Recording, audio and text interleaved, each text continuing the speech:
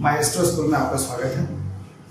मैं आचार्य पंकज आपको series by series astrology सिखाऊंगा। आज पहला चैप्टर है और आज मैं आपको बताने जा रहा हूँ कि ज्योतिष शास्त्र क्या है। आपने कई लोगों को बोलते हुए सुना होगा ज्योतिष कुछ नहीं होता, ये पंडित लोग ठगते हैं, ऐसी कई बातें आपने सुना होगा। मैंने भी सुना है कई लोगों से। क्या आप जानते हैं कि इलेक्ट्रिसिटी कैसे आती है? फिर भी हम उन चीजों को मानते हैं। ग्रह नक्षत्र हमें पता नहीं है, फिर भी उनकी वो अस्तित्व में है, उनकी रोशनी है। हम आत्मा को देख नहीं पाते बट अस्तित्व में है।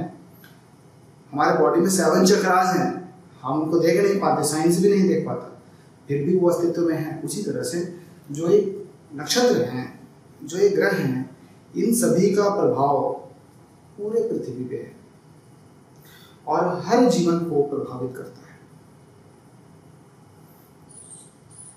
कैसे ये बताता हूं। जैसे मान लीजिए एक बच्चा का जन्म हुआ, तो जैसे ही वो गर्भ से बाहर निकलता है और जैसे ही वो पृथ्वी पे आता है, तो जो भी ग्रह नक्षत्र इन सब की एक जो रोशनी है, उसके शरीर पे पहली रोशनी जिस तरह से भी पड़ती है, उसी समय के जो ग्रहों की स्थिति है वही जन्म कुंडली बन जाती है। जैसे रेस के मैदान में देखते हैं 9 लोग, मानते हैं कि 9 लोग जो है रेस के मैदान में दौड़ रहे हैं। अब वो दौड़ते दौड़ते कोई आगे है, कोई पीछे है, कई 2 लोग साथ में दौड़ रहे हैं, इसी तरह से लोग दौड़ रहे हैं। ये जो 9 लोग हैं इनको मैं ग्रह मान लेता हूं और ये जो मैदान है इनको ब्रह्मांड समझ लो आप, या सूर्य के चारों तरफ जो परिक्रमा कर रहे हैं ये ग्रह समझ लो आप। अब ये लोग दौड़ते दौड़ते अचानक इनकी फोटो ले ली जाए ऊपर से, तो कोई किस एरिया में था, कोई किस एरिया में था, कोई आगे था, कोई पीछे था, सब अपने अपने अलग अलग जगह पे थे। तो फोटो में इनकी अलग अलग लोकेशन आती है। कई लोग साथ में थे, कोई दूर था, कोई जैसे भी था। तो जैसी भी उनकी स्थिति थी, वो जो फोटो लिया गया वही जन्म कुंडली बन गई। यानी कि बच्चे के जन्म के समय जो ग्रह जैसे भी थे वो एक समान उनकी फोटो ले ली गई, और जो ग्रह जहां जहां जिस राशि में जिस नक्षत्र में भी थे वो सब वही स्थिति जो है वो पूरे लाइफ टाइम वही जन्म कुंडली रहेगी। और वही जन्म कुंडली डिसाइड करेगा कि उसकी आगे लाइफ कैसी रहेगी, कौन डॉक्टर बनेगा, कौन इंजीनियर बनेगा, कौन पढ़ाई करेगा, कौन चोरी करेगा, ये सारी चीजें डिसाइड करेंगे। मैं आपको बताता हूं कि जो ग्रह हैं ये हमें ऐसा नहीं है कि जन्म कुंडली में लिखा है तो वो हर डॉक्टर ही बनेंगे, ऐसा नहीं है। हाँ, डॉक्टर बनने की अपॉर्चुनिटीज देते हैं। जन्म कुंडली हमारे जीवन में या ग्रह जो है वो हमारे जीवन में अपॉर्चुनिटी क्रिएट करते हैं। कोई धार्मिक बनता है, कोई ज्यादा बनता है, कोई कम बनता है, कोई संत बन जाता है। तो ये सबको एक समान अपॉर्चुनिटी देती है, लेकिन कोई उसमें ज्यादा मेहनत करता है, कोई और ज्यादा मेहनत करता है। किसी की एनर्जी बहुत अच्छी होती है, किसी की एनर्जी लेवल थोड़ी लो होती है, तो वो अपनी लो एनर्जी लेवल के अनुसार वो मेहनत करता है। तो सब अध्यात्म की ओर बढ़ते हैं, सब धार्मिक होते हैं, लेकिन कोई कम होता है, कोई ज्यादा होता है, कोई और ज्यादा होता है। उसी तरह से बिजनेस में मान लेते हैं कि कोई व्यक्ति बिजनेस में बहुत आगे चला जाता है, कोई कम होता है, कोई और कम होता है। यानी कि जिसकी सबकॉन्शियस माइंड जितनी स्ट्रांग होती है, यानी माइंड का लेवल जितना स्ट्रांग होता है वो उतना आगे जाता है। लेकिन हाँ, अगर ग्रह बताते हैं कि बिजनेस में लॉस नहीं होगा तो तीनों को लॉस नहीं होगा, या बिजनेस में ग्रोथ होगा तो तीनों का ग्रोथ होगा। लेकिन जिसकी सबकॉन्शियस जितनी स्ट्रांग है और जितनी पॉजिटिव सोच के साथ जो मेहनत करता है वो और ज्यादा तेजी से भाग जाता है, जो कम मेहनत करता है वो धीरे चलता है। लेकिन अगर जन्म कुंडली बताता है कि तीनों को बिजनेस में ग्रोथ है तो तीनों को ग्रोथ है, लेकिन कितना ग्रोथ है वो उनके कर्मा पे निर्भर करता है कि उनके कर्म कितने ज्यादा हैं और उनकी जो सबकॉन्शियस माइंड और माइंड की पावर कितनी स्ट्रांग है। तो इस तरह से ग्रह जीवन में प्रभावित करते हैं। अब मैं आपको एक बताता हूं कि ये क्या क्या चीजों को कंसीडर करते हैं, क्या क्या चीज देखते हैं हम जन्म कुंडली देखते समय। हम देखते हैं राशि, कौन कौन से राशि हैं, कौन कौन से नक्षत्र हैं, कौन कौन से ग्रह हैं, राशि क्या है? राशि एरिया है। सभी राशि एरिया है। यानी जैसे आप समझिए कि एक ग्राउंड है और उस ग्राउंड में 12 हिस्सों को बांट दिया गया। उस ग्राउंड में 12 हिस्से बना दिए गए जो कि 12 राशि मान लेते हैं। तो एक ग्राउंड कितने डिग्री का होता है? तो एक सेंटर से 360 डिग्री का सर्कल बनता है। अब उसी सर्कल को हमने 12 भाग में बांटा तो एक भाग जो है वो 30 डिग्री का हुआ, यानी एक राशि 30 डिग्री। नक्षत्र क्या है? नक्षत्र भी एरिया है, लेकिन राशि 12 है और नक्षत्र 27 है, तो राशि का एरिया बड़ा हो गया। अब 27 नक्षत्रों में अगर हम उसी 360 डिग्री को डिवाइड करते हैं तो 360 डिवाइडेड बाय 27 कितना होगा? तो होगा 13 डिग्री 20 मिनट, यानी कि 13 डिग्री 20 मिनट एक नक्षत्र का हुआ। तो राशि का एरिया बड़ा, नक्षत्र उससे छोटा, लेकिन नक्षत्र राशि के अंदर ही है, बाहर नहीं है। एग्जांपल मैं समझाता हूं आपको कि मान लीजिए एक अपार्टमेंट है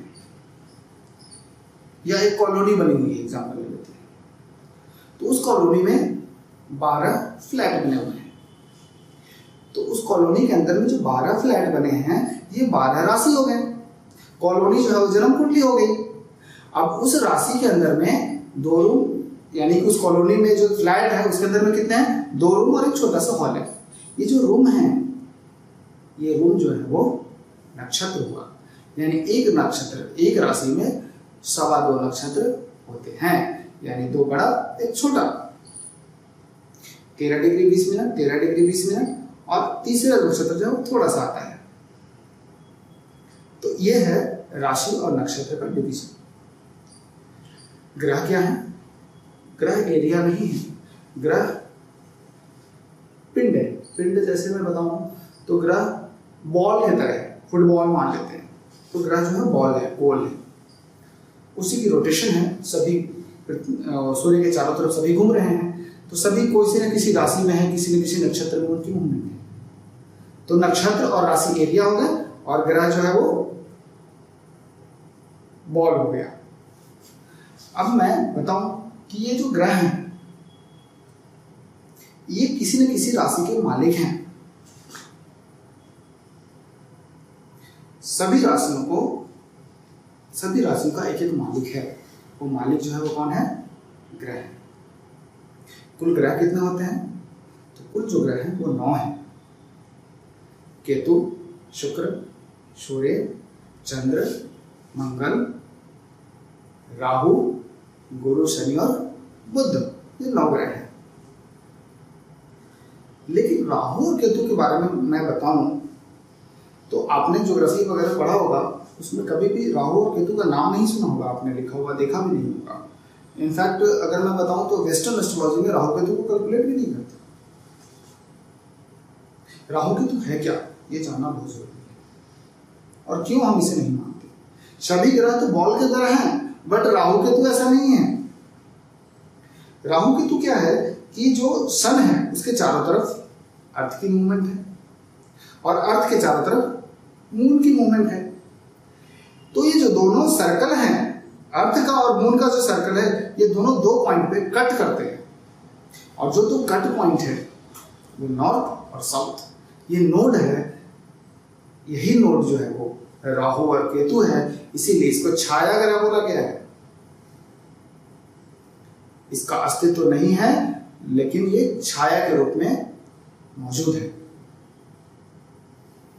इसीलिए साइंस इसे नहीं पकड़ पाती। साइंस तो उसे ही पकड़ेगी जो दिखाई देता है, जैसे शुक्र है, जैसे सूर्य है, मंगल है, सब साइंस में है, लेकिन राहु केतु नहीं है।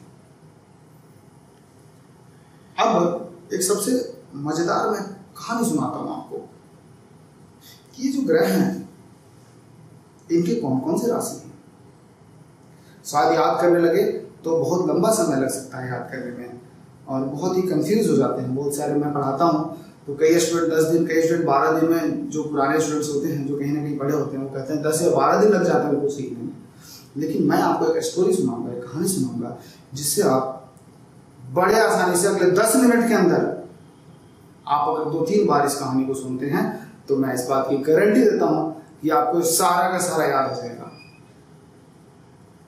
तो सुनिए अब कहानी। ये जो 12 राशियां हैं, इनको गांव मान लेते हैं, एक एक गांव, सभी राशियों को एक गांव मानते हैं, और ये गांव एक राज्य के अंदर है। तो राज्य का मालिक कौन होता है? राजा रानी। राजा कौन है? तो ग्रहों का राजा सूर्य है। अब ग्रहों का राजा क्यों कहते हैं, ये आपको जानना बहुत जरूरी है। तो जितने भी ग्रह बने थे वो सूर्य में विस्फोट होने के बाद क्रिएट बने थे, इसीलिए सूर्य को राजा बोला गया।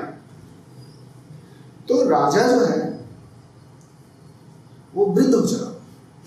अब उसकी इच्छा हुई कि एक काम करते हैं, सभी जो हमारे राज्य के अंदर में जो 12 गांव हैं, इन 12 गांव को बंटवारा कर देते हैं, बांट देते हैं।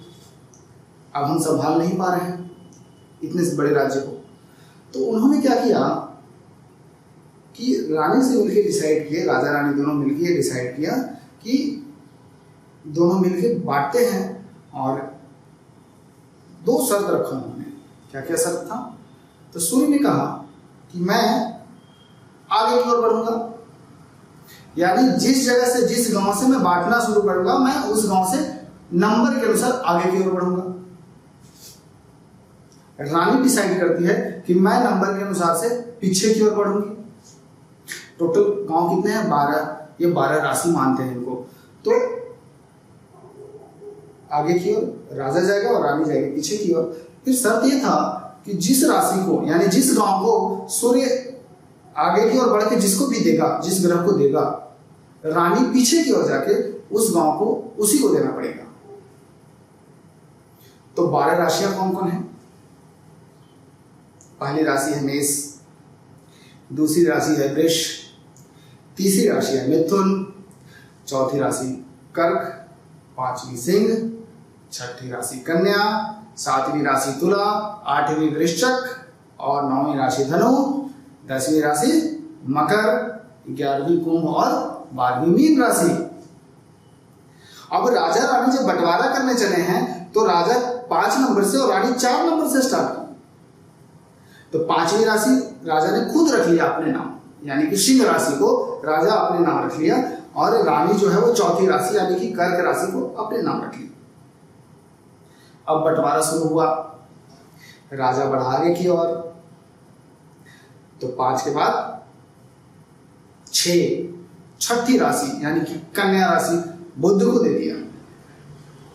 रानी चली पीछे की ओर, यानी कि 4 के ठीक एक पहले कौन है?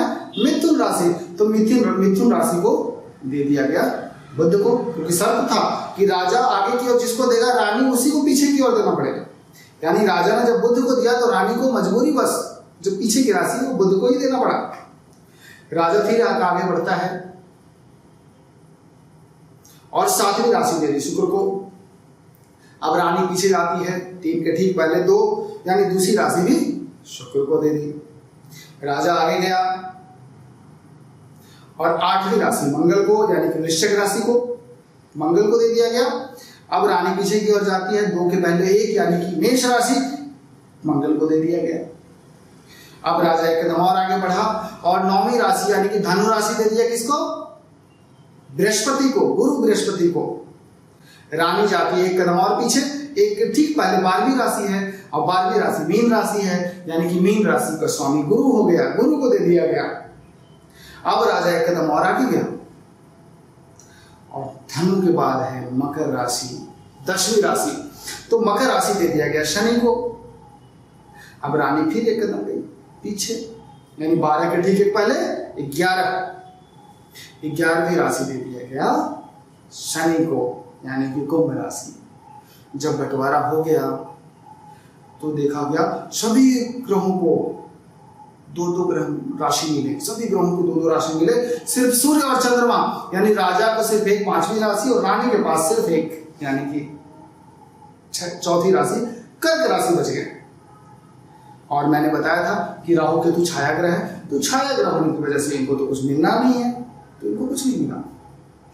और इसी तरह से ग्रहों का बंटवारा हो गया। देखिए ये सिर्फ कहानी है, इसका रियल लाइफ से कोई लेना देना नहीं है। ये कहानी मैं आपको इसलिए सुनाया हूं क्योंकि इस कहानी को सुनने के बाद आपको बड़ी ही आसानी से हर एक चीज याद हो जाएगी। इसमें कुछ ज्यादा मेहनत नहीं करना पड़ेगा आपको। अगले वीडियो में मैं आपको बताऊंगा ग्रहों के बारे में, कौन सा ग्रह कैसा है, क्या नेचर है, क्या क्या प्रभाव है, और वो भी सारे कहानियों में। 9 ग्रह हैं तो 9 कहानियां मैं आपको सुनाऊंगा जिससे आप बड़े आसानी से याद कर लेंगे। अगर ये वीडियो आपको पसंद आया हो तो सब्सक्राइब जरूर करें, लाइक भी करें, और क्योंकि दूसरों को फायदा मिले इसलिए शेयर भी करें। धन्यवाद।